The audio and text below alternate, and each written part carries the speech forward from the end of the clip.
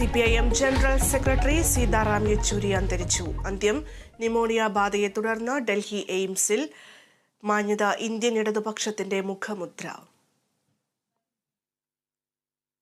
സീതാറാം യെച്ചൂരി അനുസ്മരിച്ച നേതാക്കൾ. ഇടതുപക്ഷത്തിന്റെ വെളിച്ചമായിരുന്നു യെച്ചൂരി എന്ന് പ്രധാനമന്ത്രി.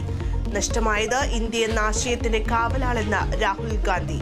കമ്മ്യൂണിസ്റ്റ് പ്രസ്ഥാനത്തിന്റെ സമാനതകളില്ലാത്ത ധീര നേതാവെന്ന മുഖ്യമന്ത്രി പിണറായി വിജയൻ. ദേശീയ രാഷ്ട്രീയത്തിന് കനത്ത നഷ്ടമെന്ന് AK ആന്റണി. സീതാറാം യെച്ചൂരിയുടെ മൃതദേഹം നാളെ ഡൽഹി വസന്ത് കുഞ്ചിലെ വീട്ടിലേക്ക് കൊണ്ടുപോകും. ഞായറാഴ്ച ഡൽഹി AKG ഭവനിൽ പൊതുദർശനം. മൃതദേഹം എയിംസിലെ മെഡിക്കൽ വിദ്യാർത്ഥികളുടെ പഠനത്തിന് വിട്ടു നൽകും. PV അൻവർ MLA ആരോപണങ്ങളിൽ ADGP MR അജിത് കുമാറിന്റെ മൊഴിയെടുത്ത DGP. മൊഴിയെടുക്കൽ നീണ്ടുനിന്നത് 4 മണിക്കൂർ. ADGPയെ മാറ്റണമെന്ന നിലപാടിൽ ഉറച്ച CPI. അന്വേഷണ റിപ്പോർട്ട് വന്ന ശേഷം നടപടിയെന്ന് MV ഗോവിന്ദൻ. ഹേമ കമ്മിറ്റിക്കെതിരെ വീണ്ടും വിമർശനവുമായി ഫെഫ്ക. മൊഴിയെടുക്കലിൽ നിന്ന് ഫെഫ്കയെ ഒഴിവാക്കിയത് എന്തിനെന്ന് B ഉണ്ണികൃഷ്ണൻ.